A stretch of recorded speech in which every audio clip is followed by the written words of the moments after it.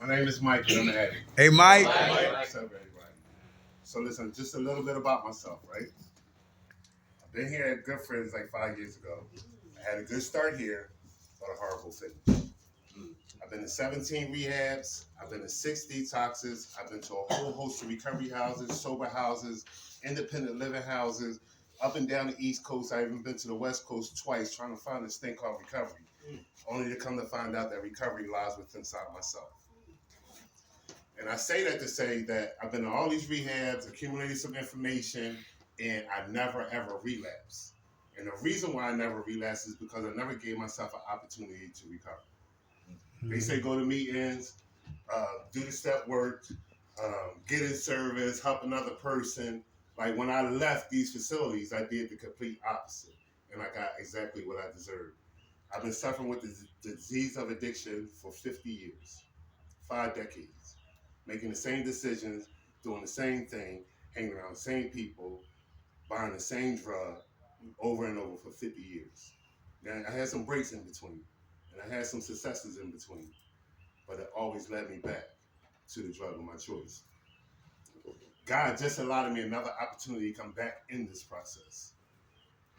And when I got back here, somebody asked me this question that was posed to me several times before. What was I grateful for? And I used to say things like, I was grateful for waking up in the morning. I'm grateful for being alive. I'm grateful for being clean. And at them particular times in my life, right? In them particular times in my life, right? It was the truth. I was grateful for those things. But this time, when God brought me back, they asked me that question, and I was grateful for it totally. Because my drug addiction this time led me behind a pizza shop in my neighborhood for a long time. And I lived in between two dumpsters. This is where I ate at, slept at, got high at, and went to the bathroom at. When God allowed me an opportunity to come back, I remember two things very clearly. I wiped my behind with either a dirty piece of newspaper or a wet, dirty piece of newspaper. I lived like that for a long time after I left this process. Man, I understand this one thing right now, man, that the disease of addiction wants me dead. And it's not going to stop coming until it tries to achieve the goal that he set out for me to die. My disease of addiction don't want the light to shine in me. I was faithful to my disease. I was in love with my drug of choice. And I would do anything and everything to get it. I would harm my family. My family would be the first people that I would take hostage when I started using drugs. And then my family is also the first people I would call when I come in places like this, demanding you to bring me cigarettes. You know what I mean? This time when I got back here, man, like I knew I had to do something different because there wasn't a whole bunch of options left. Because now I look up, I started at like 16 and now I'm 61, getting ready to turn 62. And I'm still in a facility. So my disease be coming at me, be checking in like at times where like even in my sleep, it comes at me in my dreams, some drug dreams. I remember waking up one morning and my lips was formed in a position where I was blowing out smoke, but I didn't feel anything. And I remember coming into a room like this and I talked about it. And it subsided. Came at me like I couldn't even go to the neighborhood to see my family because on the travel through the neighborhood, my stomach was in a knot. I had to go to the bathroom. The cravings was too strong. I couldn't even go see my family. And I came in rooms like this and I talked about it. I live in a sober house right now. And the way my disease is, my disease want me out of character so I can get out of character, do something wrong, say something wrong, get put out, and go back to the streets. I remember my family is helping me out with the rent because I'm not working right now. And I remember my family gave me a $50 bill and somebody gave me $5. Anyway, I came home with $55 in my pocket. And I stay in an apartment. I share an apartment with two other guys, and then at the first floor is four guys in the apartment. So I came home that night. I took off my clothes, and I put my money where I normally put my money at. My cards where I put them at, And I went to sleep and I woke up that morning and a $50 bill was gone. Right? Somebody took my money. Now, recovery wasn't the first thing that came to mind when I seen that my money was gone. I wanted to flip the whole house. You know what I mean? So something told me to call my support group because sometimes I don't make good conscious decisions all the time. So I called them and they talked to me. I calmed down. I realized like the part that I played in there. I gotta, why am I trusting everybody? You know, these guys are sick just like I am, and stuff can happen just like that. So I calmed down. I let it go, and I didn't even like go back to the house and try to argue with nobody. I just let it go because one thing I realized and I got clear understanding is if I don't expose my disease of addiction, it's going to expose me, right? And I believe that today, and it exposed them because just last night, they did a random drug test on everybody in the house, and out of 7 of us, 5 of them came up hot. Mm-hmm. 5 of them. Me and one other person came back clean. You know what I mean? So that tells me right there, it ain't good to try to sneak, duck, and hide in this process. Mm-hmm. When you sneak, duck, and hide in this process, it always gets you something. Mm-hmm. You know what I mean? And like I'm in like a learning phase right now, a forgiving phase right now. Let me just tell you about the end of the road for me. That allowed me to be here today. 85 days ago, I was feeling hopeless, worthless, useless, and no good for nobody. I couldn't stop using. And I remember I went to Bahama High School. It must have been like 3 o'clock in the morning.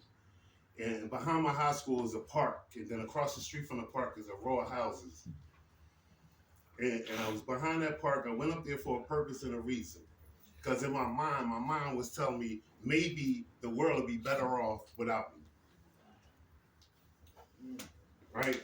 So I kept looking across the street to see if anybody was looking, and all the houses was blacked out, no lights on. And it was this one house that had a light on at the top of the house. And I kept looking, and I didn't see a head moving like somebody was watching me or something like that. So I said, you know what, F that, man, I'm gonna do what I came up here to do, right? So I remember standing on top of a trash can, and I took my jacket off and I tied one sleeve around a branch. Then I tied the other sleeve around my neck real tight, where it was hard for me to breathe. And I said, no matter what happens, I'm not taking my hands out my pocket. And I closed my eyes and I was about to kick the trash can from under me. And a cop flashed a flashlight in my face. The cop walked up to me. They didn't say anything. It was 2 of them. He walked up to me. He grabbed my legs and his partner cut me down. And he put me down. They didn't even put their handcuffs on me. They just walked me to the back of the car. And they put me in the back of the car and they drove me to a crisis center. And when I got in this crisis center, man, I realized a couple things, man. One of the things I realized is how good God really is. God was keeping me at a time where I didn't want to be kept. Then I understood another thing, like God would take a nobody, because that's how I felt at that particular time. He would take a nobody and change him into somebody in front of everybody and won't ask anybody. Mm-hmm. He didn't even ask me. And if it had not been for that situation, man, I probably wouldn't be here today because I would have made the worst decision that would have cost me my life 85 days ago. So when I got back here this time, man, I was willing to do whatever y'all told me to do. As long as you don't tell me go in the crack house and smoke crack. Right. I'm willing to do it, man, because listen, Jim say it all the time. The drugs, the only thing that's out there now is slim fast and mental illness. There's nothing out there, bro, and I tried 50 years of it. And I'm done, I'm tired. So it's over. The old way of thinking is over. The lying is over. The stealing is over. The cheating is over. Hurting my family is over. Hurting me is over. I want something different. I need something different. Being clean and staying clean is a great thing, Mm-hmm. but I need more. I want to change, man. I want to be changed, man. And speaking about change is definitely mandatory for people like us. Because my story is, if I don't come in here and learn how to change, I'll be back on the corner asking somebody for some change. That's just my story, man. You know, so I appreciate this opportunity, man. Thanks for letting me share that. All right, Mikey. Good job, Mike. All right. How much time you got clean? I got 85 days. All right. God bless. How y'all doing, fellas? Hey. Yo, I'm Jim. I'm a vicious addict and alcoholic, Hey, Jim. and I'm gratefully recovering. Took me a long time to even grasp that. And I heard a meeting, if you don't remember your last run, maybe you just ain't have it. So I hold on to my last run because I will always purposely forget it. Purposely. Because I was shameful and I was guilty. Every time, so I would purposely forget it. But I didn't want to listen. I start with that. I never wanted to listen. Always wanted to do what I wanted to do, and I always did. But I ain't like the consequences. But I always wanted to do. Couldn't even take constructive criticism. That blew me out when I think about it. Because constructive criticism always came from family members and really good friends that really love me and just wanted me to do better. That's it. They ain't want nothing from me, just wanted me to do better. And I ain't want to, So I would avoid it and do what I wanted to do. And if I had to come into rehab, which every time I had to come into rehab, because I was on dope, I would come into rehab and I would never listen. I would hear them, but I wouldn't listen. If I even went to group, somebody be sharing or whatever, and I sit there and I'd be like, I hear him, I'd be like, I'm gonna still smoke weed and drink when I get out. I had all the justifications. Weed, come on, man. God put that here for me and you. Alcohol is legal. And every time I got out, I went straight to that. I did it. And I was always back on dope. And it never was just like that. Never was just like that. Always a year later, 2 years, 5, 6 years later. And I would talk myself through it. I ain't gonna do it every day. Still get a habit and be like, dang, did it again. So I'll go back in rehab. First of all, it wouldn't just go back in rehab. I would weigh the options. My insanity had me weighing the options. Jail or rehab? Jail or rehab? Because you gotta believe jail was a part of it. So I would sit there and be like, jail or rehab? Like that's an option. But I would experience more freedom in them places than being in the world. Than being in the world. Because I didn't know I lacked structure and self-discipline. So I'd be like, jail or rehab? Jail, I don't need another case. And then I know how that's going to roll. I'm going to get out, somebody will give me a party at a bar or something. Then I'm starting to drinking back again. And then I got tired of conversations in jail because I ain't doing no real work on me. I might work on my body, but no real work. I just got tired of conversations. Like, yo, man, how many honey buns can you eat? Like just nonsense. But then jail, rehab was always,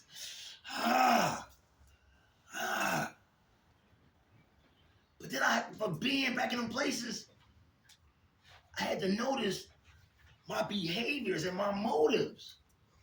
Did I really want to recover? Because I would complain soon as I go into places.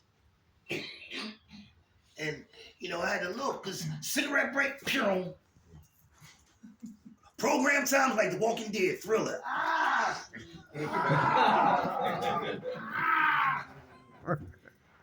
So I ain't never really get nothing out of it, because I would already say I'm going to use when I get back out and justify it.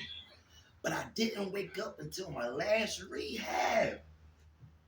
Because I never wanted to go back to the same rehab because I said all the fly stuff because they said the same thing at every rehab.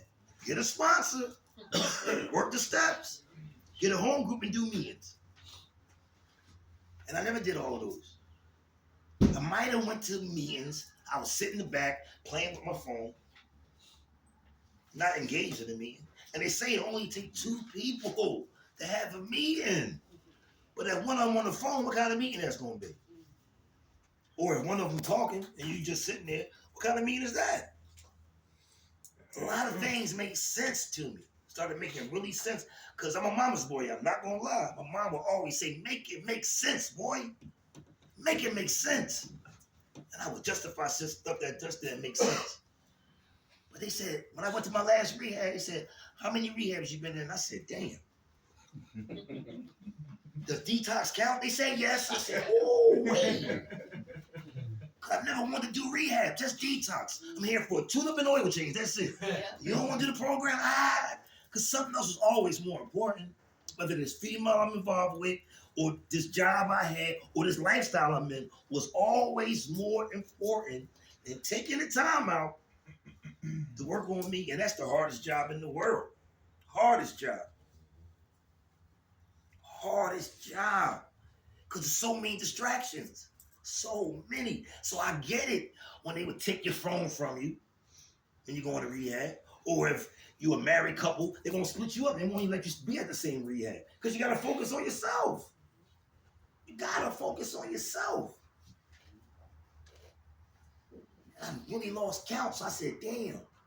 So they said, all right, what's going to make this time different? And I was like, damn, what is going to make it different?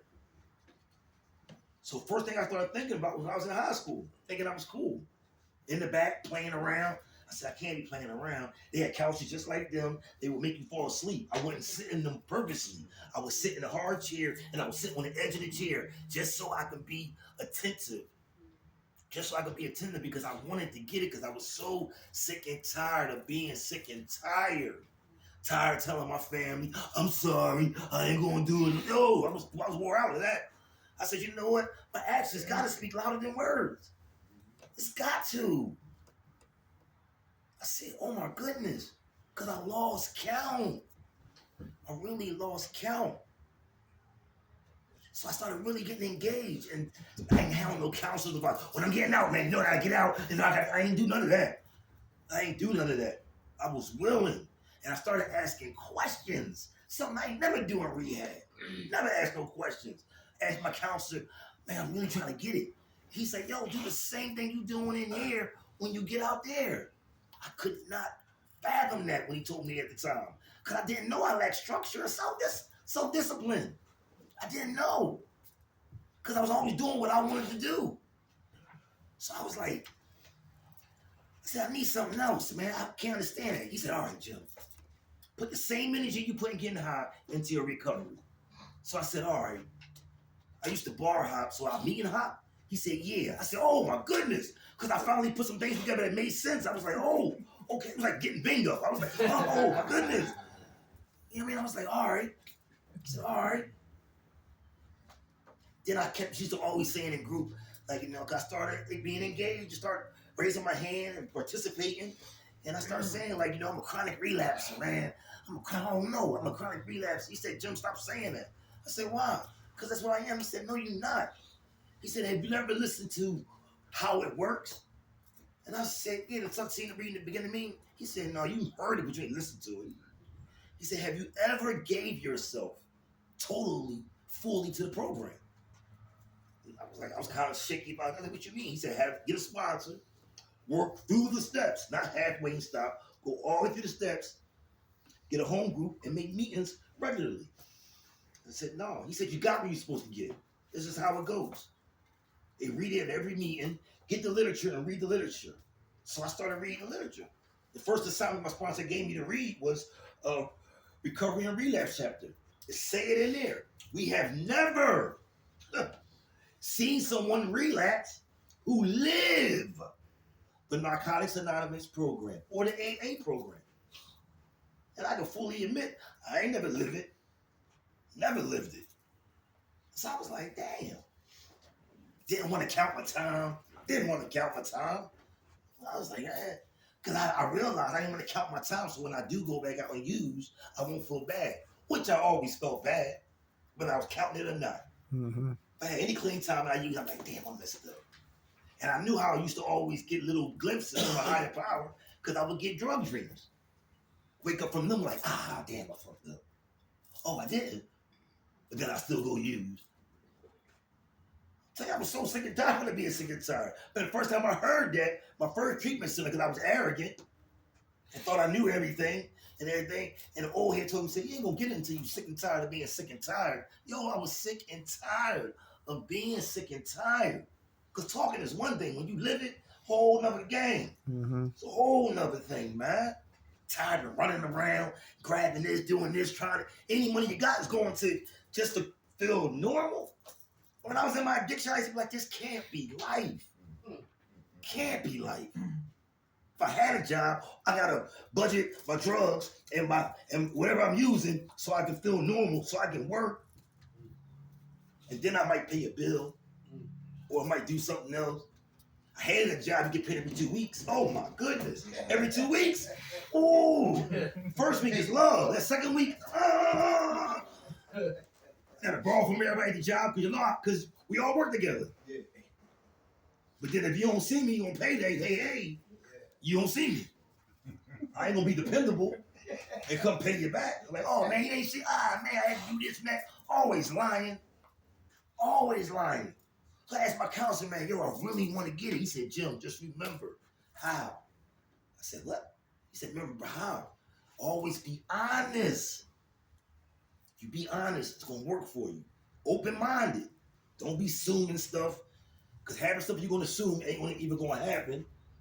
And don't sit in the back, because this is a whole new beginning if you can do these 3 things. Honest, open-minded, and be willing. Always be willing. And he said, I promise you your life will change. I said, damn, you promise me? He said, I'm telling you. I see it in you. I said, all right. And I've been doing it.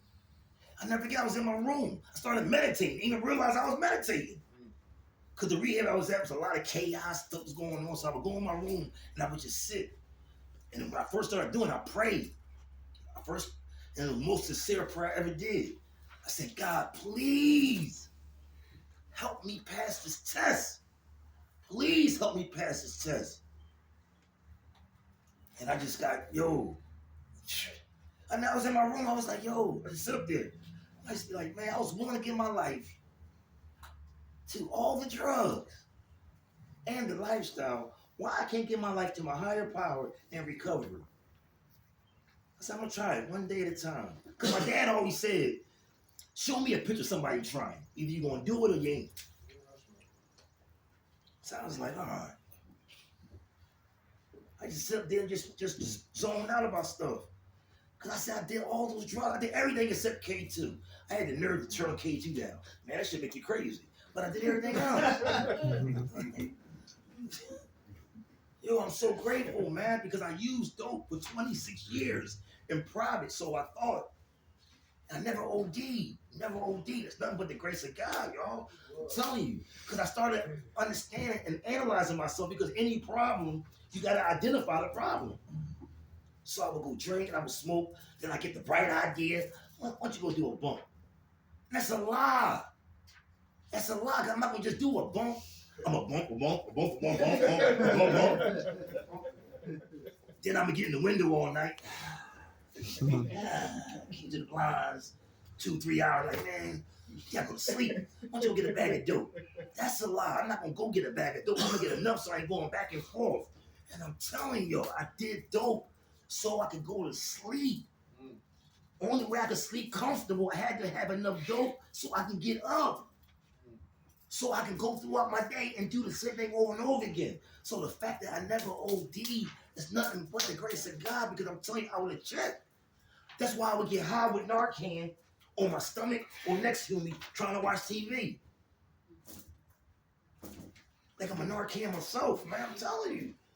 I was like, this thing ain't gonna end well. Because last year alone, I lost so many friends that I got high with regularly, died in their apartment or house 2 or 3 days. Nobody knew what was going on. Then I get the phone call. It was such and such OD. They felt, I was like, damn. And I knew what the literature kept saying, jail, institution of death. I did not want to hurt my family that way. I couldn't hurt my family that way. Because I could see it all playing out. Damn, man, remember Jim, man? He was cool as shit. You know, your OD? Oh, man. I got people that love me, man. I got people that really love me. But I didn't know how to love them or myself properly. That's why I needed to get help. I need to get help, man. And we had a little thing earlier in a group we did. The topic was how do you know when you surrender? Well, actually, a guy in my house asked me that last night. He said, yo, how do you know when you surrender? I said, bro, I was willing. I was willing to do whatever that was suggested because they're not going to tell you. You guys ain't going to tell me in the program what to do. You're going to suggest things. I said, I was willing to do whatever was suggested, and I was doing them. And I was asking questions for more direction. For more direction. I'm going to do this. And I was at, yo, all the rehabs I've been in, man, they will always tell you the things to do. This last rehab I was in, they actually was doing step work. It was like a little summary of each step. You had to participate. Everybody had to read a paragraph. You had to turn the we statements into I. You had to make it personal. I never forget the feeling I was feeling, man. I was dope sick.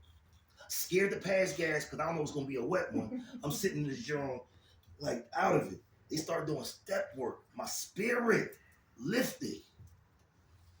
I don't know if y'all can understand how that feel. I'm dope sick, but my spirit lifted.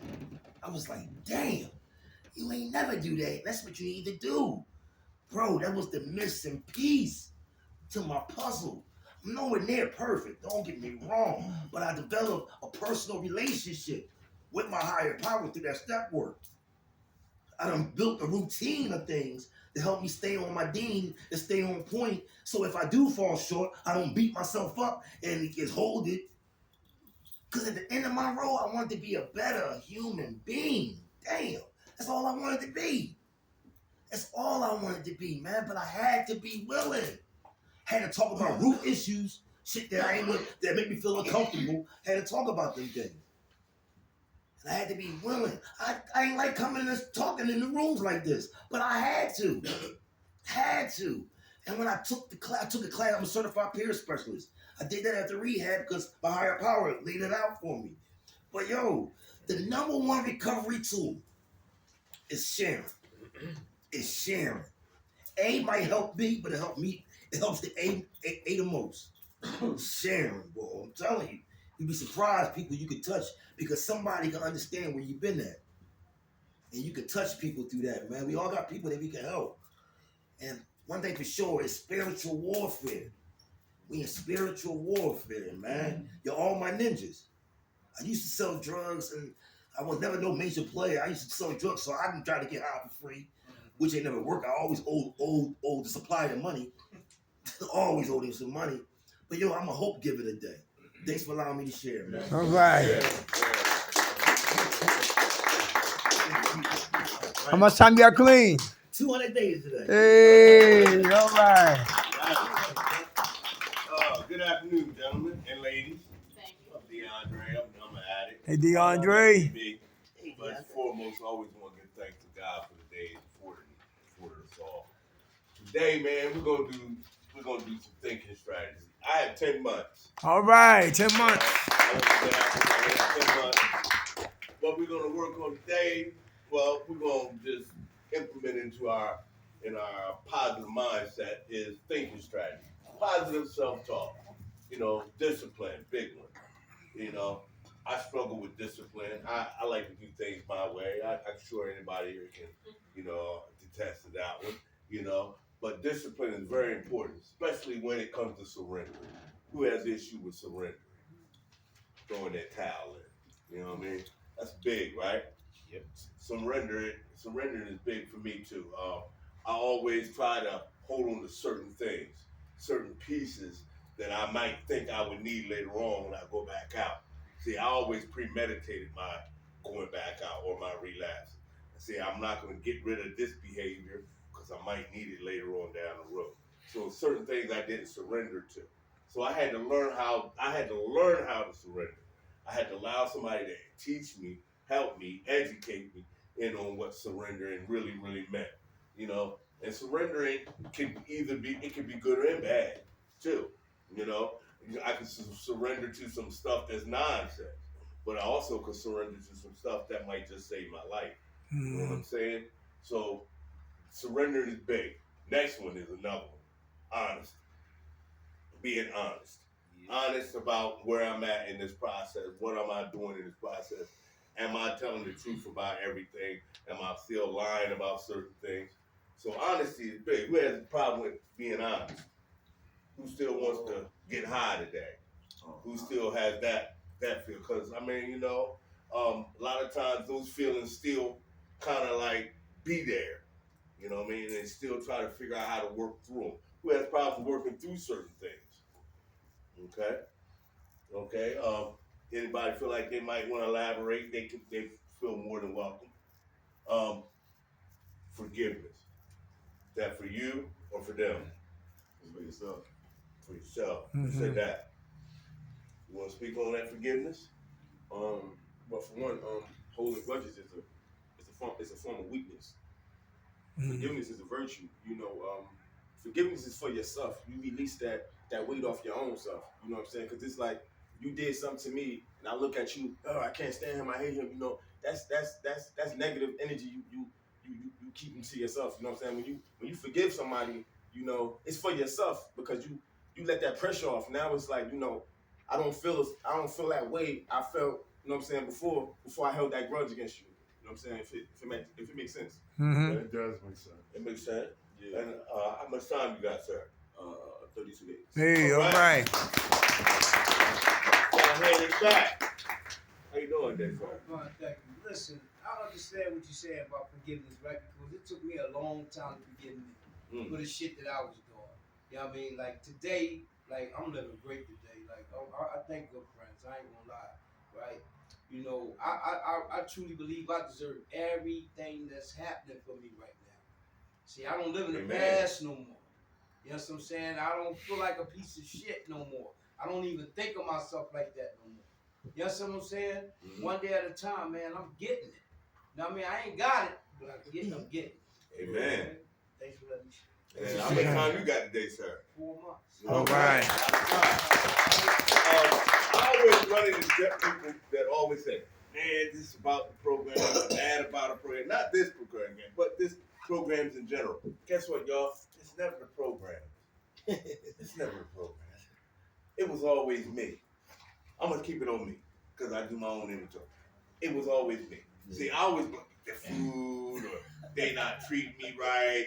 They don't know how to talk to me. Well, now all of a sudden I got a conscience and now people are not talking to me right. But I had a 12 or 13-year-old tell me, go stand over there, overhead, and wait, and we'll be back. We You know, be back. now all of a sudden now I come into here and I'm working on me. Now I get this emotion. I feel like so emotional now. I can't let nobody talk to me certain ways. Man.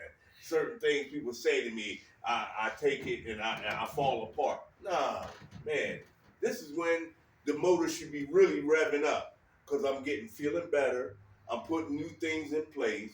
My self-esteem is coming up. You know what I mean? I'm feeling better about what I'm doing. I'm feeling conscious about what I'm doing. So it's never the place, man. It was always me. So I had to do a lot of work on me. That's why I say in the beginning of my introduction, I'm DeAndre. The problem's me. That's why I say that. Because I had to keep training myself to say that. Because a lot of times, I ran out of people to blame first and foremost. I didn't have nobody else to blame. So I had to take the blame. So now I had to learn how to tell myself each and every day, the problem is me. Not the programs, not the IOPs, none of that stuff. Problem's me. So I had to learn how my man said back there. I had to learn to forgive me, be grateful, and move on, and not stay stuck. Prayers. I know we got some praying people in here. Oh yeah. We got some All praying the time. people in here. Mm-hmm. And how you feel about your prayers? How it make you feel when you pray? I love it.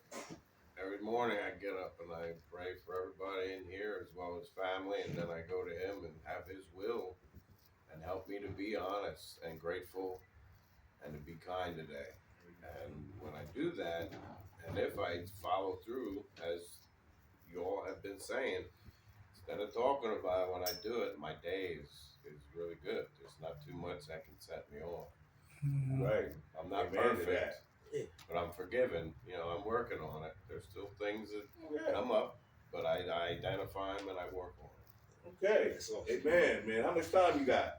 2 months. 2 months. 2 months. All right. Hey, look, y'all. This thing is a day-to-day operation. It's just like you going to work, punching the time clock.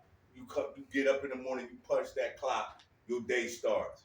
You're gonna be faced with all kinds of setbacks, all kinds of ripples, all kinds of behaviors, attitudes. Everything's gonna hit you.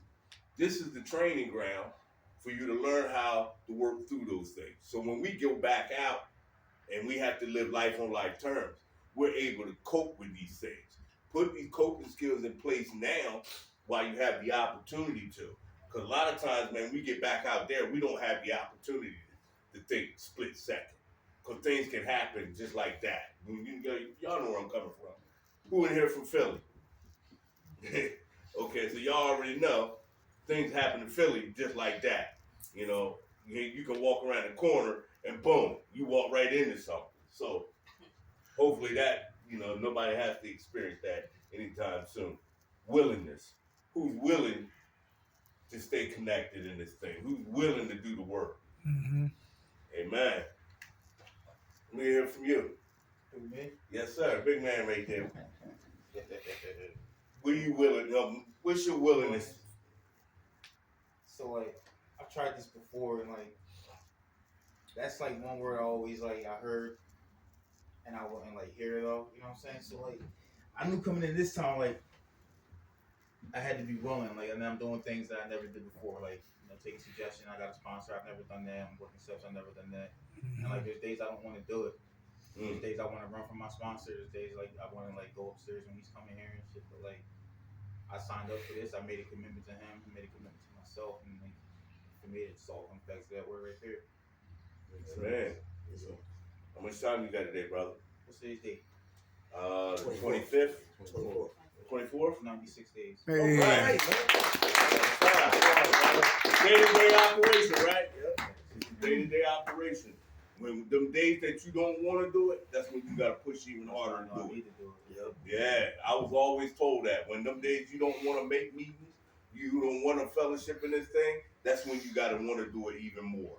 Because that guy that sits out there waiting, he's sitting there waiting, patting his feet. There's And always he's waiting. days when I'm not feeling good about something, or days that just ain't going well. And every time I do that shit, I always feel better. It always is my day better.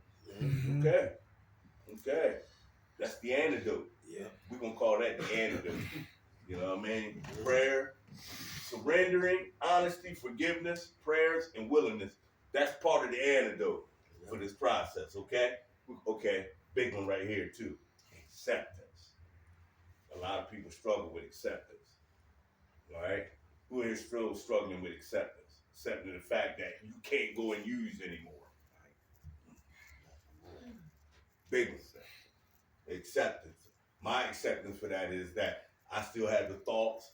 I still have these intrusive thoughts and say, you can go there and do one, man. You've been clean this time. People looking up to you. Man, if you step off one time, it ain't gonna harm nobody. You know what I mean? This is what that voice will tell us. That's why we gotta stay connected with that self-talk. We gotta keep telling ourselves, and we gotta sacrifice, and we gotta discipline ourselves. Like when that intrusive voice comes, you gotta say, nah, man, I gotta replace that voice, that negative voice, with a positive voice, so that I don't fall prey to that. Who in here love themselves? Not because you went and bought a bunch of sneakers and clothes, but self-love for yourself. Got self-love for yourself? Mm-hmm. Okay. How about you, my man? You right here. You with the white t-shirt on. He looking at you. How you, what's your self-love look like for you?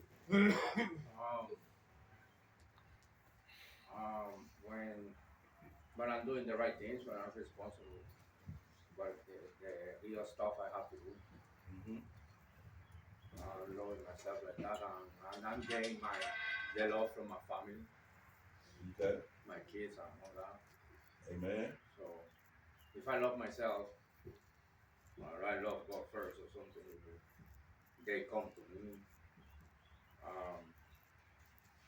and I feel more relaxing, more light. More light.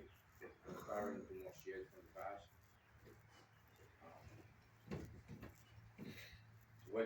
waking myself up every morning, doing my things. Over here, I have to learn the new style. Wake up in the morning, start a job, being clean. Look out for meetings, look out for sponsors, look out for people to talk. Because before I like to be alone, but now I'm feeling better when I start talking with the people because sometimes I got things inside and when I'm talking with the guys, it's release and that's how I love myself. Okay. Yeah, I love Okay. myself a lot. Okay. Amen. Self-love is very important, gentlemen. How much time you got? Hey, yeah. How much time you got, sir? Like 35 days. Hey. All right. I gotta make room for my partner. So self-love big because not only does it have to do with making sure you're doing your maintenance for yourself, making sure your health is taken care of, looking at, we gotta get jobs, so we gotta learn how to live life on life terms. All those things are important for that self-love. And I used to think it was buying a bunch of nice stuff for myself, but it's bigger than that. It's bigger than that, man. Loving me, then the more I love me, the more I can love my family. Patience. If I don't be patient, I become impatient. Got to be patient with this process, gentlemen. This thing ain't gonna happen overnight. They say Rome wasn't built in a day, right? So we recovering. We have to recover, but we recover at all different rates. You know what I mean? He might not be where he is. He might not be where he is. But just you gotta allow each one of you guys, the opportunity to get across the finish line.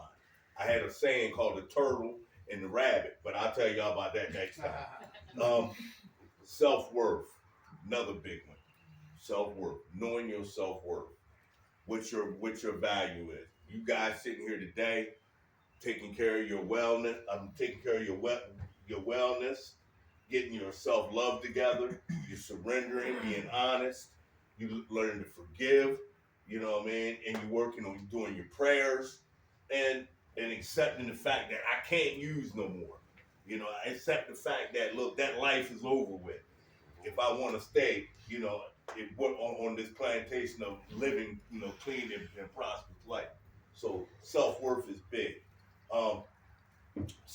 Making the sacrifice for all of these is big. Because a lot of times we don't want to give those up. I know I do. And disciplining yourself, big, especially for men. We discipline, man. We got to be well disciplined because our families depend on us. So this is called thinking strategies, self-talk, discipline, sacrifice. That's all I got, man. Dirk, you want to jump in? Come on. Right. God bless you.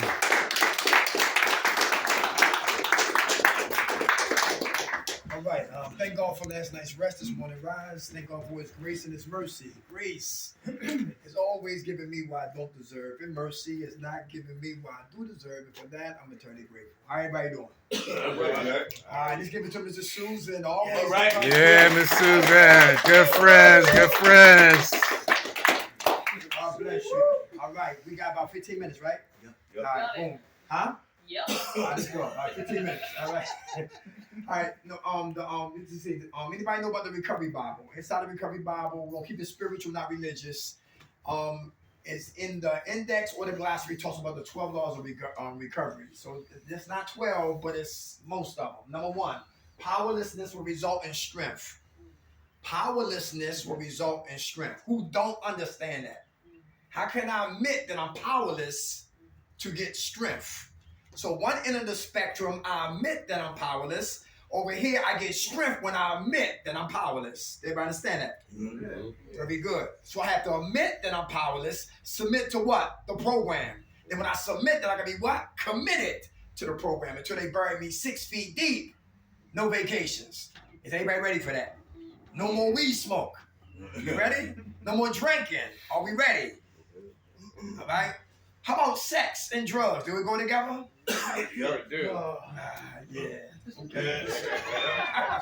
So we gotta talk about, let's see, for me, I gotta talk about those root issues that I make excuses to go back to get it. Everybody hear that? So I gotta, whatever I used to do, I gotta do just the opposite to maintain, to stay jail-free, drug-free, stress-free, and sucker-free. Freedom ain't free. It's a price to get free. All right? So we gotta sacrifice and be disciplined to get freedom, not to get free, to get dumb. Freedom. Everybody know what I'm talking about? Anybody been there before? Yeah. Who went to jail and said great things in prison? When I come home, when I get home, and everything I said I was going to do, number two.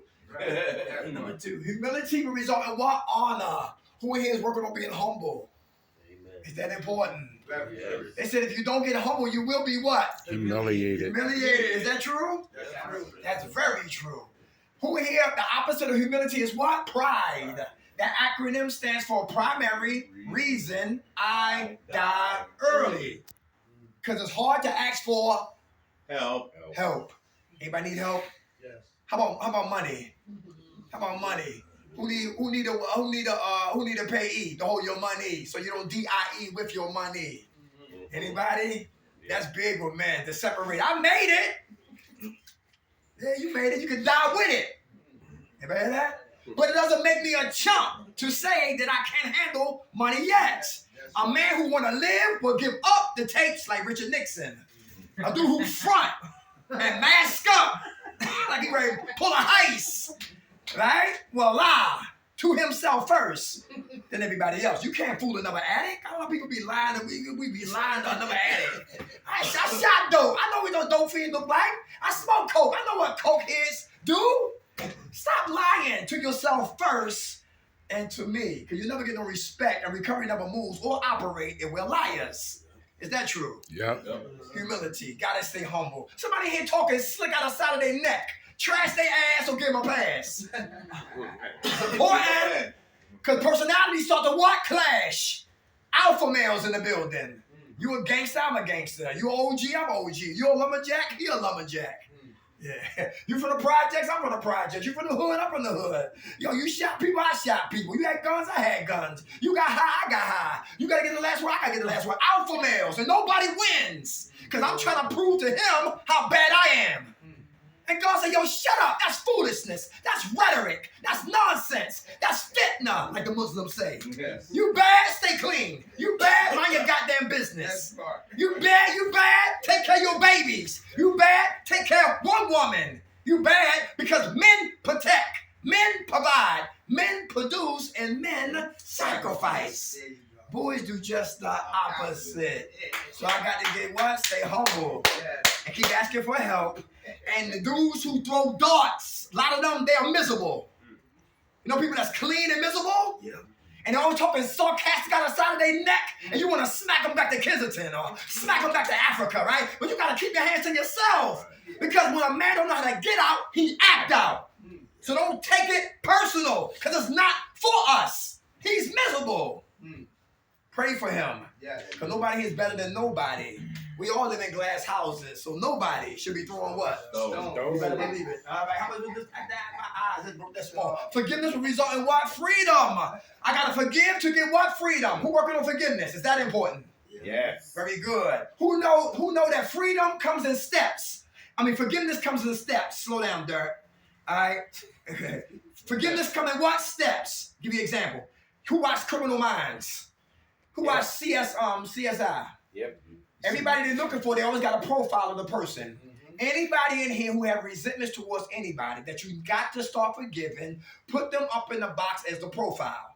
Don't stop there once you got the picture perfect person that was in your mind that caused you what? Headaches and aneurysms and and cause you stressed out and just to be out of your normal self, right? That person give you headaches, that person get on your nerves. That one right there you want to hurt, that one want to come up missing. That one right there you got to forgive, and that's the what? That's the chink in your armor. So there's my mother up there, it's my mother, but don't stop there at your mom. What's the bullet points under your mother? How was she raised? Important? Yes. Was she hurt? Important. Was she the black sheep of the family? Important. Was she bullied? Important. Did she get high? Important. Did she have an outlet? Important. Did she talk to somebody? Important. Was she bullied? Was she disrespected? Was she abused? Because those were the elements that produced the person who hurt us. Everybody understand that? So when you find out the person that you got resentments towards, understand how they was raised. Because that builds up momentum and gives the what ammunition to an individual to hurt a person consciously or unconsciously. It's bigger than what? Them. Hurt people do what? Hurt people. But a hurt person who's been hurt, who want to work on their hurt, will stop hurting. A lot of people don't do the work to stop the hurt. They keep hurting. Everybody hear that? Yeah. Forgiveness. Gotta work on forgiveness. You gotta understand them to accept them. Now it's time to what? Forgive them. Understand them. They've been hurt. Accept them. I've been hurt too. And forgive them. Because it's not for them, it's for me. Easy said than what? Some of us are still duct taped to our guilt and shame. What I did out there is not who I am in here. Do everybody understand the difference? Yeah. Some people come in like emotional what? Pretzels, human pretzels. They think what they did out there is who they are. The devil is a liar, and you'll never get free. You'll never get untangled. You'll never get free or untracked. Because you think what I did out there is who I am. Yeah, I was a deadbeat dad out there, but listen, daddy getting stuff together in here. Right. Yeah, I used to hit my woman, but I'm going to keep my hands to myself in here. I'm getting better. What I did out there, it's not who I am in here. We're like this. I'm Dirk, and this is Dirk's behaviors. I'm not like this. Emotional what? Human what? Pretzels. It's hard to get free from yourself if you think what you did is who you are. The devil is a liar. Everybody, what's this right here? What's that? Listening? What? Learning. Listening. Yeah, who know people that, Miss Susan, they pull their guns out, their emotional guns out, they hold the whole room hostage. Like, God damn, his hand up. Don't please, you act like you don't see him. Yeah, hi. He be the only person with his hand up. And you called on him, and the topic would be what? Well, the topic would be what? Surrender. He started talking about what? November and January. When he was a little boy, and what happened, and all that madness. And then he finally lands on what? Surrender. And now his ears get tired, and he got to go to the bathroom, and he got to smoke 6 cigarettes, and he hope I catch a stroke and tell me to shut up. Because they heard it all what? Already. But let's go deeper. Because I'm a forensic ghetto black Kojak. I don't talk fruits, I talk roots. And a cat who hold the room hostage, a lot of times, he come from a place where nobody cared to listen. So he got a lot to say in a little bit of time. Anybody hear that? Yeah. And we, as what? Mature people that's recovering, gotta have patience for the brother who's hang gliding instead of landing. Listening, result in what? Learning. Listen, I don't talk black. I talk diversity. That's it correct. because guess what? Because sometimes I get tired of just hearing the same old goddamn ghetto ebonics. And that's why I just start turning out about like people like who else I learned about? My man the Beatles. And how Mark David Chapman killed John Lennon. Different in the black people. Elvis Presley took over 10,000 pain medications from January to August 1977. And his whole internal system was so constipated and backed up. Tried to do a number 2, died of a heart attack and died in his old vomit. I got black flavor, but I don't talk black. And what happens is when you just talk black, Dirk McKnight, you marginalize people here who ain't black. So when you talk universal, everybody's included. And that's something that I learned too, for us facilitating over the years, or facilitating since 2006. You're not alone. It's bigger than you. So you got to learn about other races, other cultures, so you can have a broad scope when you share. Listening is very important. I know the cats that come in here, they ungrateful, always bitching, always complaining, always got something to say. They lips is like Fox News. They always got another man's name on their lips and another man's ears. Got another man's name on his lips and another man's ears. You know what I'm talking about? Because any man who runs from himself is always in somebody else's business. Because we call them program Pop-Tarts. And everybody's business except their own goddamn business. So when people talk, shut up. Turn your ears up. Because I'm not a walking encyclopedia. I don't know every goddamn thing. People think they know everything, their life is boring. But people who love to learn like we do, listen, we get on fire. It's like winning a lottery ticket. All right, when we learn something new. What's this right here? Damn. Responsibility and personality. Yeah, You got responsibility. time check. Time check. Lesson 5. Responsibilities. Responsibilities result in what? Security. Listen, I got 14 dogs. I don't breed dogs. It just happened that way. my lady got a dog, Charlie. Charlie's a Cocker Spaniel mixed with a poodle. And the baby mama who ran away 3 times in North Philadelphia, we grabbed her the 3rd time, brought her to West Philadelphia. Her name is Lady. And they got together, they had babies. They had 7. And then out of the 7, they grew up. And dogs don't have souls, they have instincts. My bishop said that. So the brothers and sisters got together, they had babies. Right? Now I got 14 dogs at home. Responsibilities. It's not about, I can't buy multiple sneakers. I can't buy hats and coats and sneakers and all that. I gotta what? I got other responsibilities. I gotta what? Take care of. Pico is not playing. Water is not playing. Rent, the landlord is not playing. Insurance, we drove up here in our ghetto Honda mobile. Not playing. And Dirt McKnight is not playing. Gotta be what? Responsible. And guess what? And when you're responsible, people thank God. Because see, women look for what? Security.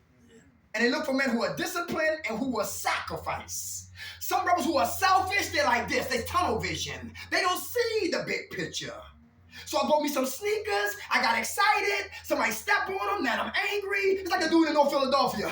Somebody broke into his car. And as soon as you drive that car off the lot, the car what? Depreciated. So he caught the guy stealing his car, shot his ass until he turned on fire. Now he's never coming home. A dude dead and that car probably pounded. It's like 2 guys who fall in love with a whore. And one dude lay this dude down and kill him. Now he in jail forever, never coming home. And guess who she with?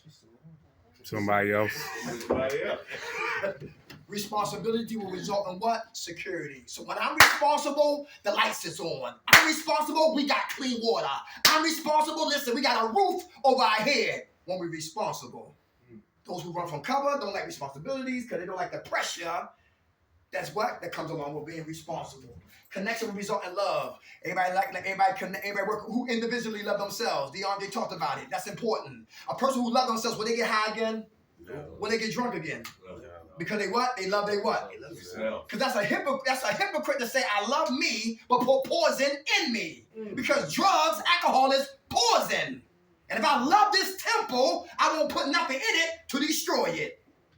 I gotta love me so I can love you. And the last one is what? Honesty. Will result in what? Trust. Who still want to smoke coke? Who still want to shoot dope? Who still want to be a perkite and a Xanniite? Yeah. Who still want their doses to the methadone moon? You know what I'm talking about? Who know about Kurt Bride? Who know about those facilities that give you the methadone doses? And people in there got Dr. Kevorkian is always in that building. And Dr. Kevorkian is looking for the people who's unhappy with themselves, who don't care about themselves, who want to escape reality, so they want to live in fantasy. And drugs and pills and methadone will take you to the methadone moon. Because there's no money on earth, but all the money's on the methadone moon. Stay honest. Who still want to sell drugs? Because legitimate money moves too slow. $100 bills move like senior citizens. $50 bills move a little quicker. $20 bills, now they picking up their legs. $10 bills, they jogging. $5, they sprinting. Dollar bills in your pocket, in your face before you know it. But the $100 bills, the higher the bills, the slower they come.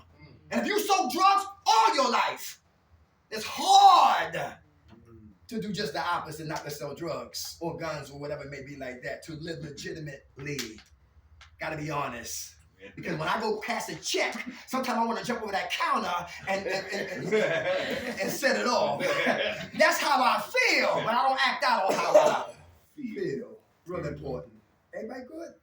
Yes, sir. Listen, next time we come back, God willing, if you're here or not here, we'll be here, God willing, and we'll be outside, hopefully, if it don't rain.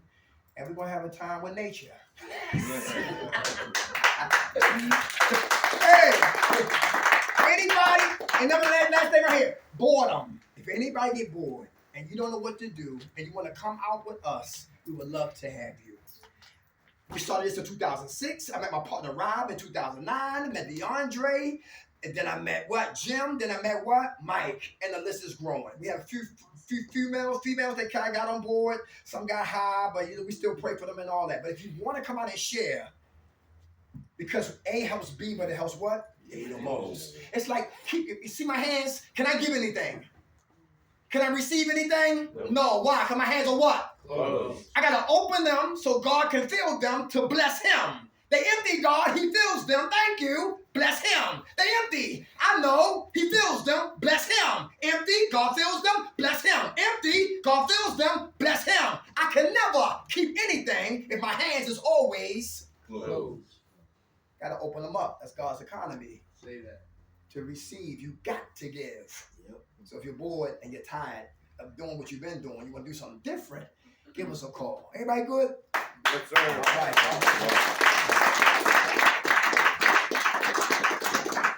Drugs is like a gun. Reservations are those bullets. And self-will always pulls that trigger called the relapse. Who woke us up? God, grant us the remedy to accept the things we cannot change, the courage to change the things we can, and the wisdom to know the difference. God's will, not ours, be done. Amen. All right, y'all. Guys, this is my